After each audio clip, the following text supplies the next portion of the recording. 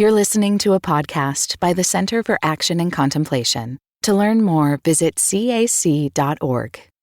This podcast is made possible by the generosity of listeners like you.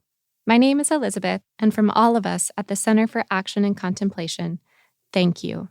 Your support introduces thousands of people to Christian contemplative wisdom and practices, fostering spiritual transformation and inspiring loving action. Here's Joe M., a listener from Minneapolis, Minnesota, who shares this story with us. I found CAC's podcast following this really intense season of activism where myself and my friends were deeply involved in trying to stop this oil pipeline and also facing the failure of our efforts and facing the poisoning of the Mississippi River. That was when I discovered the CAC podcasts and the hosts inviting me to be present to that moment, or at least that God in Christ was there with me in that moment and with my friends. So it's been a gift to listen to the podcast in that season especially. Twice per year, we pause and invite your support. Your generosity makes it possible for seekers like Joe to discover accessible, practical, and transformative spiritual wisdom. Every gift, no matter the amount, helps others find steady strength through contemplative wisdom. If you'd like to partner with us in this work, please consider making a gift by visiting cac.org/support. That's cac.org/support. Thank you for walking this path with us. Hi, everyone. It's Brian. One of the assumptions that guide us in making Learning How to See is that we really learn best together in conversation, in community, and by asking questions we can't answer alone. I have a favor to ask. If this podcast has been helpful to you, would you consider leaving a rating or review wherever you listen? That small gesture helps other spiritual seekers find their way here, and it helps us grow the community of people learning how to see and learning how to love. And please keep your questions coming. Your questions guide us, and they help us feel connected as fellow learners. You can always reach us at podcasts@cac.org. Hi, I'm Brian McLaren. Welcome to Learning How to See. Hi, I'm Carmen Acevedo Butcher. As the podcast name suggests, this podcast is about seeing. Each season, we explore some aspect of learning to see, learning to encounter reality not just on the surface with our eyes, but deeply with our whole being. And this season, we're exploring what it means to see with eyes of love. Thank you so much for trusting us with this time and for being the kind of person who cares about learning how to see with eyes of love.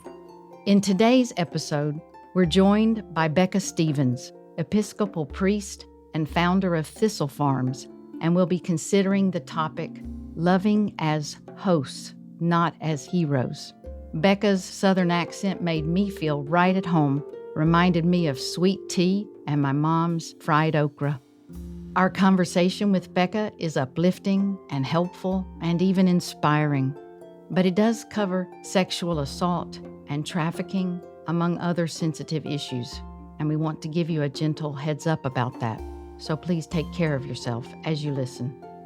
Then, after our interview with Becca, Carmen will share a brief response. Then we will lead you in a guided meditation, concluding with a few minutes of silent contemplation.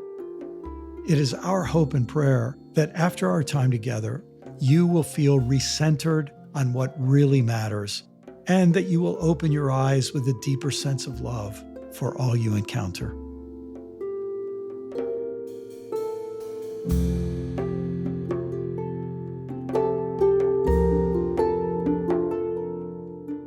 Welcome, everyone, to this episode of Learning How to See. I'm always excited at the beginning of each episode, but so happy this time to be with two very dear friends. First, my co-host, Carmen Acevedo Butcher. What a pleasure always to get to work with you, Carmen. And my old friend, Becca Stevens. We've been friends for quite a long time. And Becca, I wondered if you could tell everybody the sort of short version of the Becca Stevens story. To me, it's a great story. Well, I think the short story, and I want to say thank you guys for having me. It's a big honor, and I'm grateful for it. The short story of me is that I like to think of myself as having kind of a medium-sized glass that's overflowing. That's what, it's easy to try to get a bigger glass, and then I feel like it's empty sometimes. So I have a medium-sized glass that's overflowing. I was raised by a single mom. My dad was killed when I was a little girl by a drunk driver, and my sweet mama raised 5 kids in Nashville, Tennessee, and experienced all of the truth of what that happens when you have trauma as a kid. So the good and bad of all that happened to me. And so I ended up getting ordained in the Episcopal Church, long story, and started a program called Thistle Farms, and it's headquartered in Nashville, Tennessee, and that was 30 years ago. Got married to a singer-songwriter, opened a house. We had 3 sons. The house grew into a bath and body care company, and then a national network, then a global network. It has started probably 12 other not-for-profits out of that, and I have a new dog that I love. That's my story. Well, that was very concise and clear and fascinating. Becca, could you explain what Thistle Farms does? Absolutely. So Thistle Farms, again, started in Nashville, Tennessee in 1997. We opened up a single house, and we just invited 5 women who had experienced trafficking, addiction, incarceration to come and live as a community. And it's kind of based on the Benedictine model of radical hospitality. And the women came and stayed, and they were amazing. And I was learning learning how to see exactly what you guys are talking about, and that if we're talking about love and seeing that, I had to be concerned about women's economic well-being. So we started a bath and body care company right around the year 2000, and then we started getting requests from all over the world. Can you help us do this model somewhere else? And so that's when the networks and the partnerships really started. And our first one was in New Orleans, and now we have the largest network of beds in the United States of America, free long-term beds for survivors. There's almost, I think it's somewhere between 600 and 700 beds with long waiting lists. And we have 46 global partners in about 20 countries. So it's just been this journey of saying yes and slowly but surely growing this beautiful movement for women's freedom around the world. I want to just ask one more question, and then I'll turn it over to Carmen. But Becca, something happened in you to make you want to do this.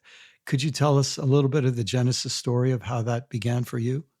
Absolutely. So after my dad was killed, specifically what started to happen was that when something like that happens and the family is vulnerable, it's when predators come in, basically.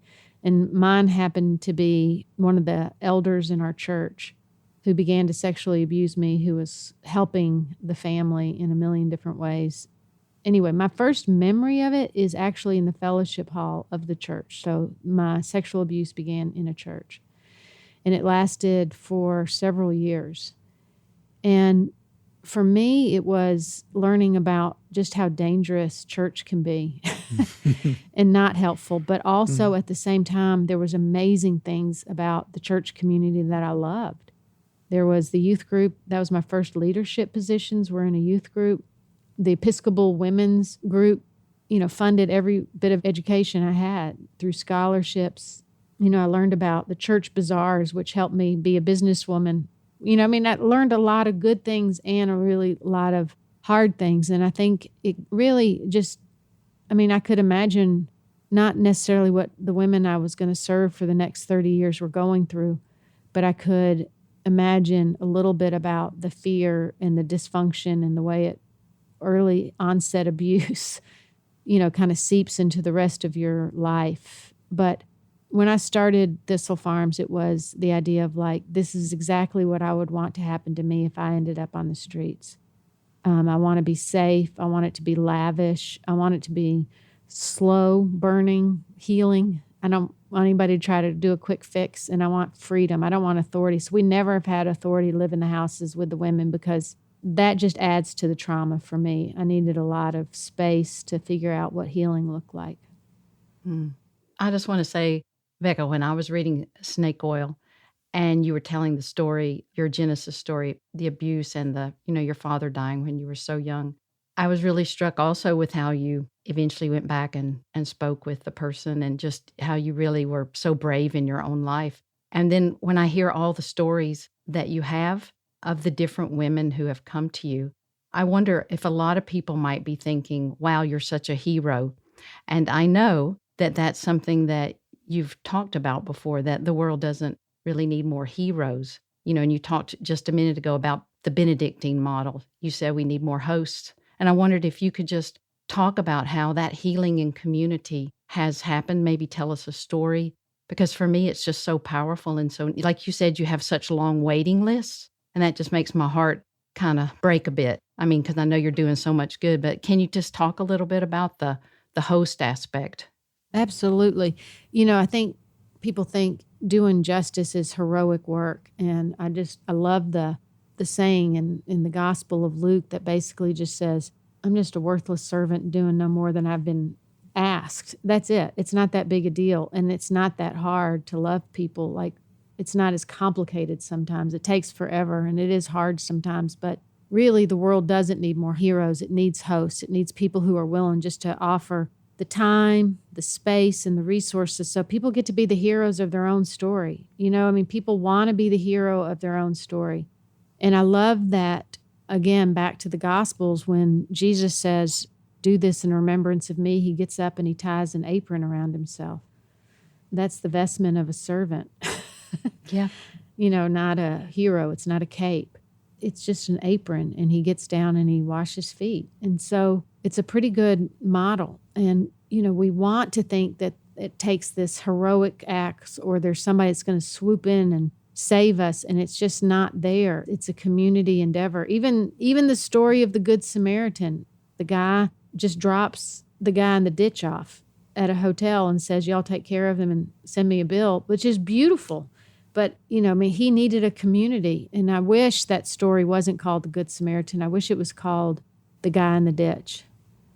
Because if we could all remember our ditches, and I'm sharing mine just a few minutes, but people listening, like, if we can remember our ditch, we can get to gratitude, and it makes us a better host. I love that. I just wanted to ask one more thing as a favor to me. If you could tell the story of the woman from Brazil, and you were having women from Rwanda who were writing letters, but there's a woman from Brazil, and how community worked in her life for her to become really the hero of her own story and a host for others. So I think there's a bunch of people in different places, Yeah. So I'm not exactly sure. But I think that the story you're talking about is a young woman from Brazil who got adopted into the U.S., and she was adopted when she was 7 or 8 and she just says, inhumane things done to her in that orphanage that she was at. And she got to the U.S., she was adopted, and then she hit the streets. As a young teenager, she just hit the streets, and she always felt so guilty. Like, they did this great thing for me, and they brought me here, and I couldn't accept the gift, and went to the streets, and she just had horrible things again on the streets, and this hard life, lots of incarceration and brutality. And at the same time, we were beginning a relationship with a group in Rwanda, which we are celebrating. I'm going to Rwanda in a couple weeks to celebrate 20 years of work with them. I mean, the women there are just amazing. But everybody wrote letters to each other. And one of the women in Rwanda wrote the woman from Brazil a letter basically telling her story. And the woman from Brazil read it and said, oh my gosh, that is my story. And she had these tears for the woman in Rwanda. While she had so much guilt about her own life, she could weep for the woman in Rwanda and say, like, I can't believe this happened to her, and I love her, and I want to help her. And it's like, so that's what you need to do for you. That's you. And, it's time to accept that you are lovable and worthy and beautiful, and that the woman in Rwanda is going to be loving you, because y'all share that story. And it was a moment of realizing, again, learning how to see is like, sometimes it takes hearing someone else's story to see it reflected in your own life and your own beauty and worthiness. I just love that, because it really is like you make this safe space for community, and then the community has this mystical element of people hearing each other's stories. And I just have been so moved by it. Thank you. And I do think there is something mystical about this entity we call community. where you get an original thought, but it's created in a group. Like we say something and then it sparks something in you, and you say something and it sparks something in me, and it wouldn't happen if we didn't come together. I wouldn't get there by myself, but it is my thought. I love that. That's, when the sum is greater than its parts. The walls between us turn out to be very permeable, and then something joins us. And I guess that's what we refer to when we talk about love, or we talk about the Spirit, the Holy Spirit who connects us.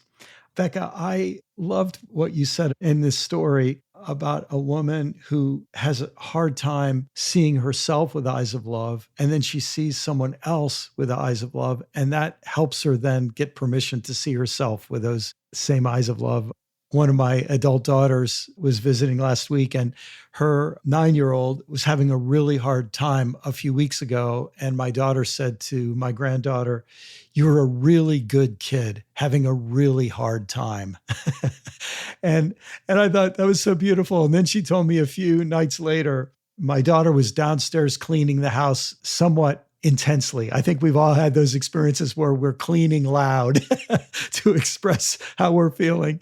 And she hears her daughter's footsteps come down the stairs. And her daughter said, "Mom, are you okay?" And she says, "Yeah, I'm just having a hard time." And her daughter gives her a hug, says, "You're a really good mom having a really hard time." Oh my gosh, that is so beautiful. I love that. And the idea that when you hear your own words reflected back, it's even better. It's like, wait, who said that? That's right. I want to pick up on something you said a few minutes ago. In like 2 different sentences, you said, "It's not that hard." And then you said, "But it is really hard sometimes." I meant complicated. It is, I think love is hard sometimes, but I think we make it sometimes, I think like we do everything, we make it so complicated. Yeah. We subcommittee it out. Yeah. Yes. Well, I'm being a little vulnerable here, but it was something the 3 of us share in common. When we were relatively young, we were very spiritually committed, And so when my wife and I were newlyweds, we did what you've done. We opened our home, we took in people, we took in homeless people, we took in addicted people. And we did what we could to try to help them. And in one sense, it was very, very simple. We took in refugees. We had all kinds of people living with us. And sometimes it was really, really complicated. And it was really difficult because there were mental illness problems, and there were, obviously, addiction has a whole raft of problems that come along with it. And I wonder, Becca, if there have been times when you felt overwhelmed or felt like this person is just too difficult, or maybe you've never felt that. But if you have, I would love to hear how you handle that feeling when it gets complicated. Yeah, we always say it's going to be a long plane ride. That's how we say it. It's like good. You can't get off the plane. I get that way about individuals, Brian, but I also get that way just about the work in general. Like, what difference does it make sometimes? Or given the enormity of the issues, what does this offering really mean? Even if it's hard and complicated, what does it really mean if I do it? If I do this complicated, hard thing? And, especially in the world that I am in, I'm in the entrepreneurial world where you have to make money selling products and making margins and making money. But I'm also in the not-for-profit world where I'm somewhat of a professional beggar, where I have to turn in reports, and you have to have impact statements, and you have to have all these things. And sometimes they're just a reminder that it's good to stay humble. That's the best way I can say it. It's like, okay, part of this is remaining humble. And this report has reminded me that I have every right to be very humble. Because sometimes you want to think maybe it's bigger than it is, or it's better than it is, or whatever. And some of the greatest spiritual teachers I've had over the years are the people that are not going to necessarily do well in any of those reports, but you love them through that. And I'm pretty old now, so I have stories that are generational, which is amazing. But this woman came in. She was first arrested for truancy at 8 years old out in New York, and she had something like 150 arrests on her record. And she came to Thistle Farms. She got clean and sober. It was horrible. She had all kinds of issues. Took years. And she got her kids back. Her kids struggled. We worked with her children and with her for years. And then one of her children ended up going to college and getting a law degree. And slowly but surely, there was this drips in a bucket that were filling up. And things were changing. She got a stable job, but she still had like this, again, horrible record. It ended up that a group of women became advocates for her in New York State. They expunged trafficking records so she could finally get like insurance and vote and get a house. And her daughter ended up having a baby. And so probably 20 years after we began this long plane ride that I thought wouldn't end, she came to Thistle Farms and she was carrying the basket with the baby in it, the car seat carriers. And she had this beautiful, delicate laced blanket over the carrier. And she walked up and she said, she wanted us to all stand back. And she lifted this cover so we could see the princess.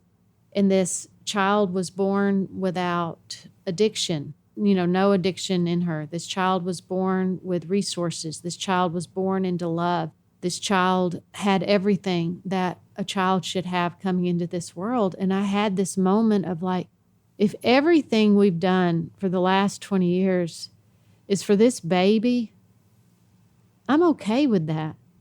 And it was like I was free from all that hard, complicated stuff and just like, look how beautiful this baby is. I'm so glad we stuck with it. That is beautiful. That is so beautiful.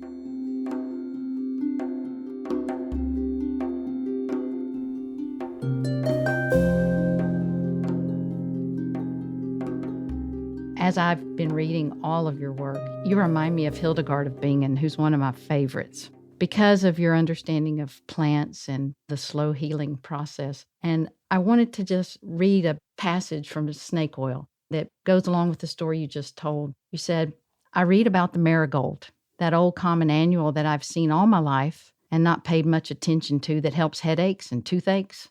I read about the moringa tree, also called the miracle tree, our mother's best friend in East Africa. Literally, every part of the tree is used for healing: the pods, the bark, the leaves, and the flowers. If we want to be good healers, we are committing ourselves to lifelong learning and remain open to the unexpected gifts we find along the way. That to me is so inspiring for turning up even in my own life, because I know some people may ask, why do you call it Thistle Farms? When I go for walks, I try to make sure I don't bump into the thistles, right? Right. They're beautiful, though. Yeah. And don't you love that this journey into nature is a lifelong education? Like, now it's like, okay, if I can fall in love with one new tree every spring, I'm good.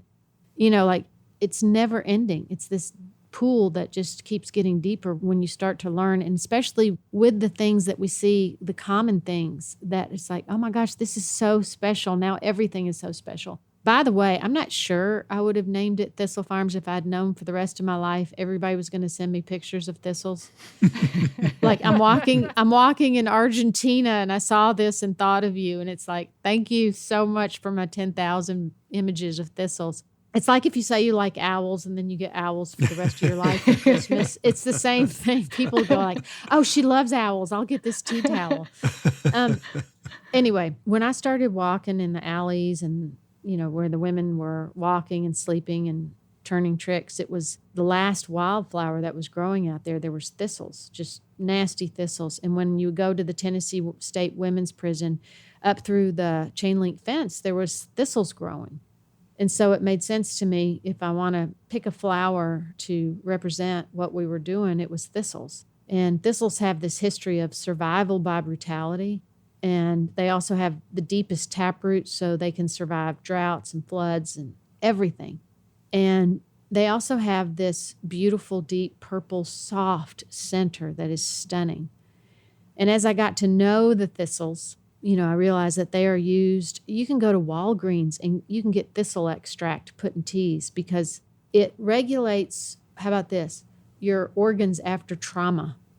How about that? It's good for hepatitis C, which so many of the women have suffered from. And so just because they were there, that was the plant that actually is healing for people. I thought that was beautiful. And then the down of a thistle, I mean, you've heard that in poetry, it's silk, and you can make paper and all kinds of things. And I started picking thistles and making all my children pick thistles. I was crazy about picking thistles. And one day I was out picking thistles in the middle of winter, these dead thistles, just to get the down so I could make some paper at Thistle Farms. And this man pulled up, and he looked so concerned that he saw this middle-aged woman hunched over picking dead thistle. And I just laughed and saw myself in him and waved him on like, I'm good, I know what I'm doing.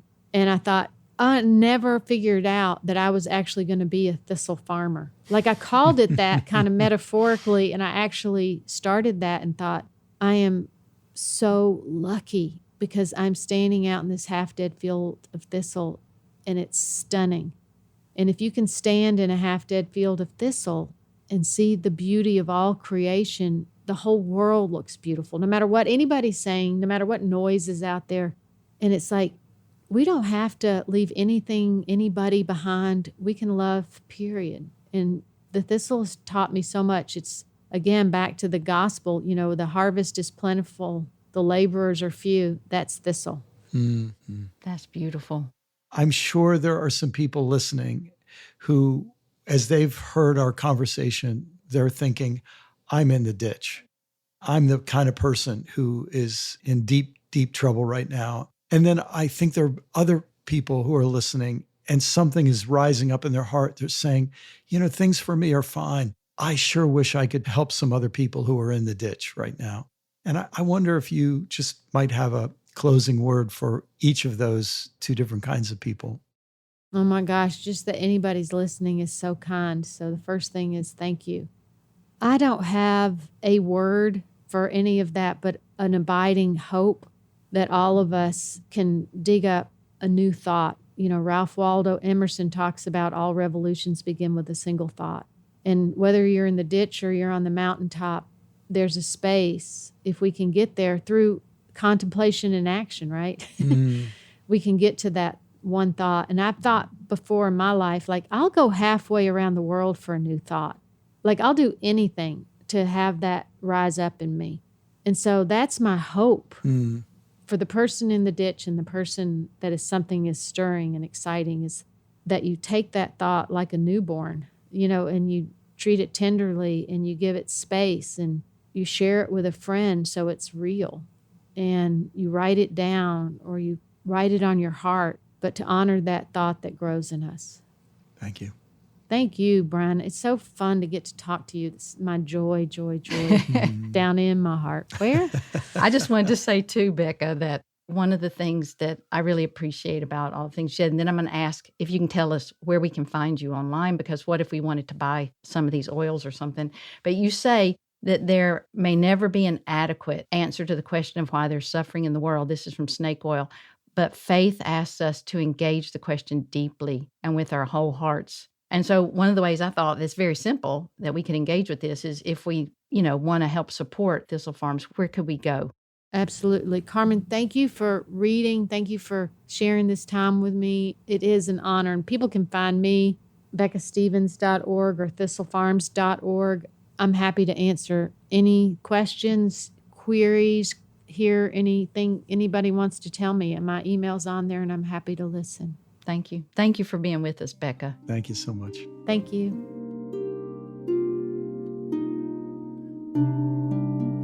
Learning How to See will be back in a moment.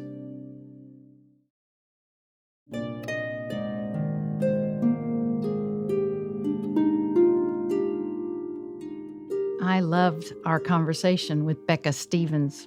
She's so warm and wise, and her sharing invites us in to apply this wisdom to our own life.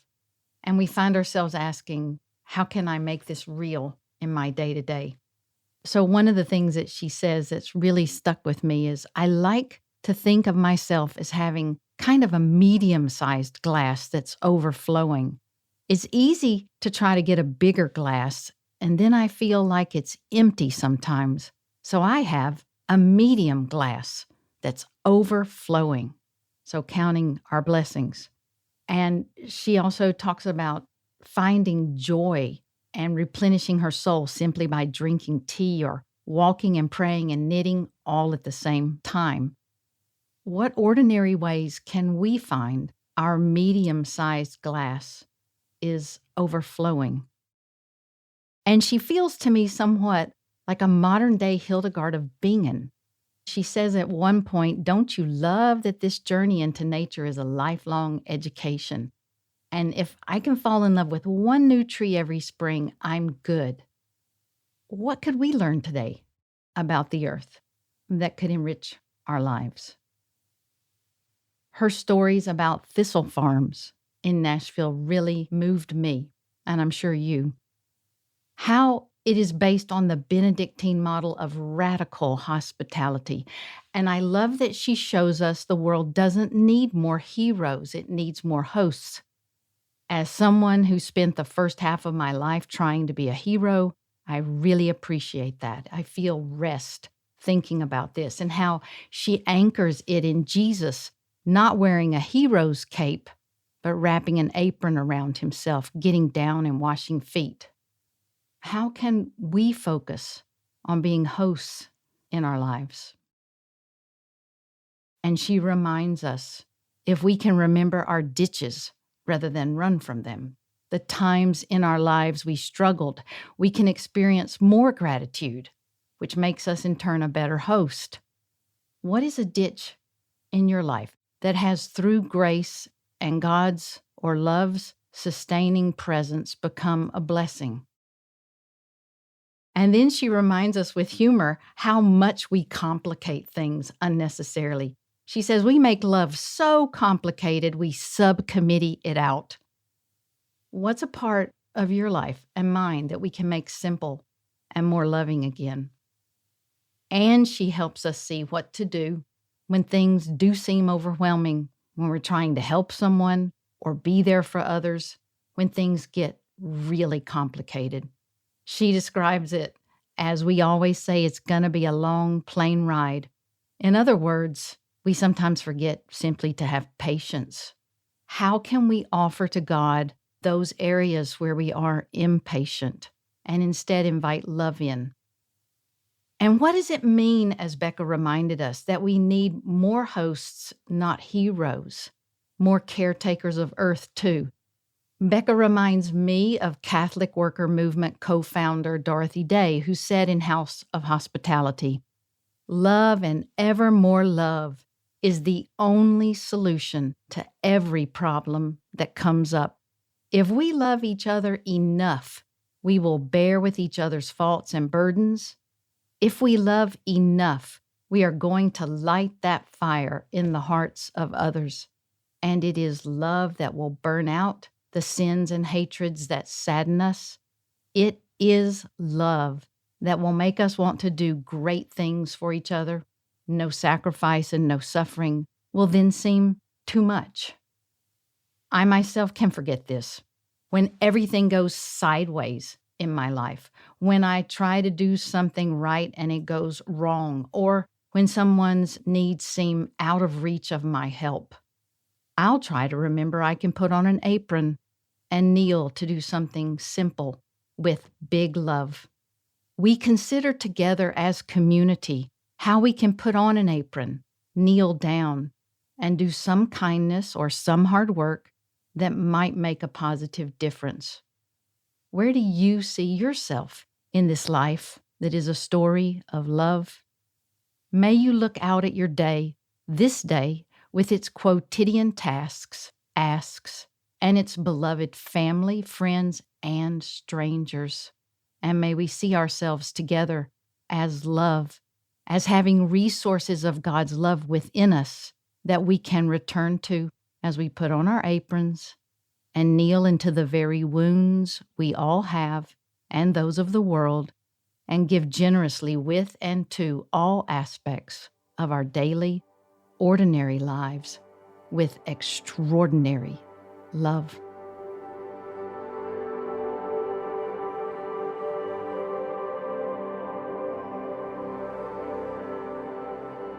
There is a chapter in the Christian scriptures written by an early Christian leader named Paul. It is, many people feel, the most profound, most revolutionary, and most beautiful passage in all his writings. We would like to read the whole passage slowly right now, and then we'll focus on one section, and we invite you to listen deeply. 1 Corinthians chapter 13, a translation by Carmen Acevedo Butcher. If I speak with the tongues of humans and of angels, but do not have love, I am an echoing gong or a ringing cymbal. If I have prophetic gifts and can understand all mysteries and all knowledge, and if I have all faith so I can move mountains, but do not have love, I am nothing. If I give away everything I own, and if I surrender my body as an offering, but do not have love, I gain nothing. Love is patient. Love is kind. It does not envy. Love does not brag on itself. It is not inflated by disdain. It is not rude. It is not centered on the separate self. It is not easily angered. It keeps no record of evil. It takes no pleasure in injustice, but rejoices in the truth. Love bears all things, believes all things, hopes all things, endures all things. Love never ends. Prophecies will eventually be discarded. Speaking in tongues will stop, and knowledge will ultimately be set aside. For we know in part, and we prophesy in part. But when we encounter wholeness, the parts will be released. When I was a child, I talked like a child. I understood like a child. I reasoned like a child. But when I became an adult, I let go of childish ways. At present, we see unclearly, as in a mirror, but then we will see face to face. Right now, I know imperfectly. Then I will know fully, even as I am fully known. And now remain faith, hope, and love, these three. And the greatest of these is love.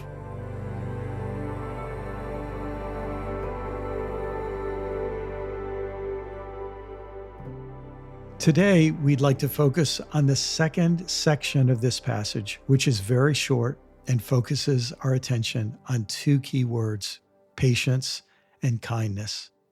This section is then followed by 8 things that love is not. So we begin with 2 things that love is, and then 8 things that love is not. We'll look at those 8 things in our next episode. But we'd like to practice again an ancient contemplative practice called Lectio Divina, which just means sacred or holy reading. And this practice involves 4 steps. The first step is Lectio, where you read, which really means you deeply listen to the text. You try to take it in. You just try to let the text reach you. And then second is Meditatio. That's where we meditate, or we have an internal conversation. Actually, Carmen and I will have a bit of an external conversation to facilitate your internal conversation. Then comes oratio, which simply means prayer. So after reading, meditation, we come to prayer, where if we pray, we express ourselves to God with a conversation with God. And we very often focus on requesting something. And this speaks to the sacredness of desire, that our desires shape us. What do we desire after hearing this passage? And then we'll end this time with contemplatio, which simply means contemplation, to sit or rest in silence, to, in a sense, marinate in what we have read and meditated upon and prayed about. And so that's the practice that we're leading you in at the end of each of our episodes in this season. Anything you would want to add to that, Carmen? I just love that you use the word marinate, Brian, because this for me, Lectio Divina, is a bread and butter practice.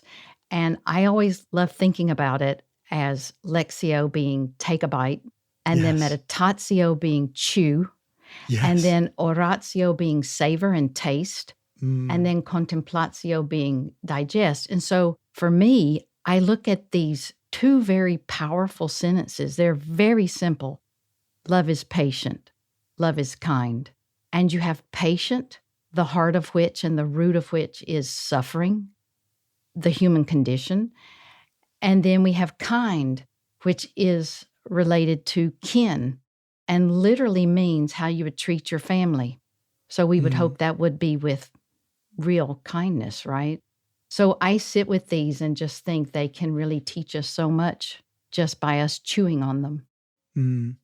Well, we'll have a chance to do that now. So first, Carmen and I are simply going to read these two lines as if they were lines of rich, profound, deep poetry, which they are. We'll read them to you a couple of times with some pauses in between to let them echo in your heart, let you take them in, chew on them, and savor them and digest them. Here we go.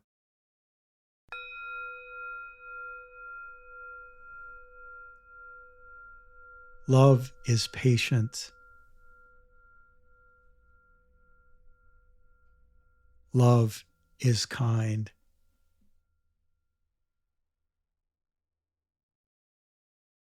Love is patient. Love is kind.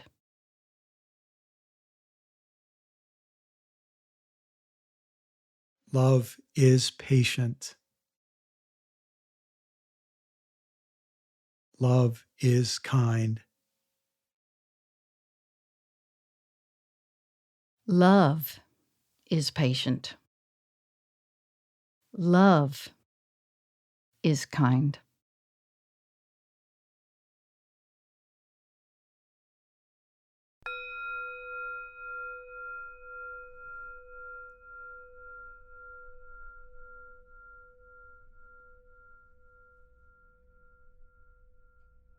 We would like to invite you to listen once more to this brief passage.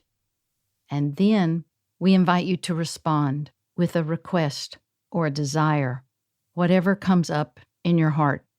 It might be a prayer where you ask for help in being patient and kind in relation to maybe a particular person or a certain situation. Or you might simply want to say, I need patience. I need kindness. Again, the formation of desire is so central to this oratio part of this process. What is it that you desire? What is it that you long for, aspire to when you hear these simple words and meditate on them? Love is patient, love is kind. Maybe you could just hold in this time a dream of a more patient version of you or a more kind version of you. Or maybe you could hold this idea, I want to be remembered as a patient person or as a kind person. You might find yourself thinking of a problem that you're dealing with, and you might be able to say, look, my problem is not simply the other person. My problem is my lack of patience and kindness for that other person, or a situation isn't really just the problem. It's your desire and need to grow in patience and kindness to deal with this situation. So now we'll just give you a few moments to be in this place. Love is patient. Love is kind. What do you desire? What do you ask for?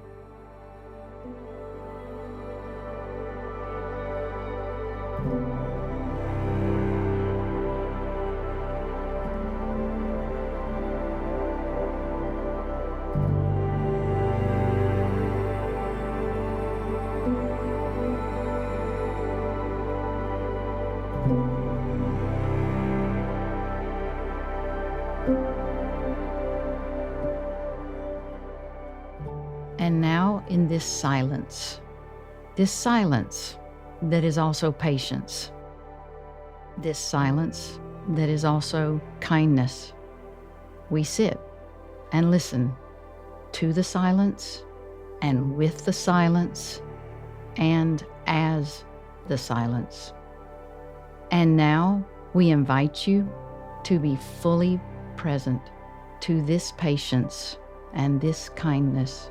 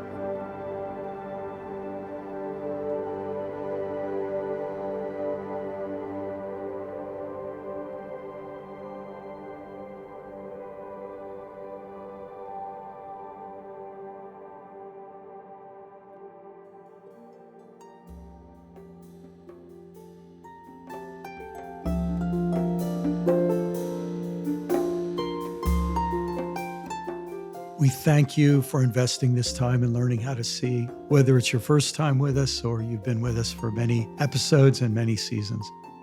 We trust that each episode will send thousands of us back into our daily lives, with love being the lens through which we see everyone and everything everywhere. Big thanks to Corey Wayne, Dorothy Abrams, and Vanessa Yee, who produced Learning How to See.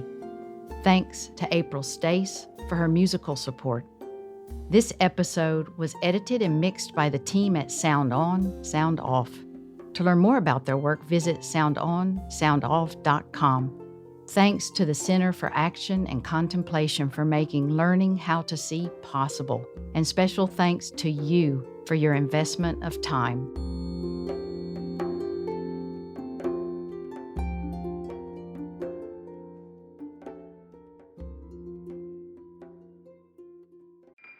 Do you feel called to walk a more contemplative path?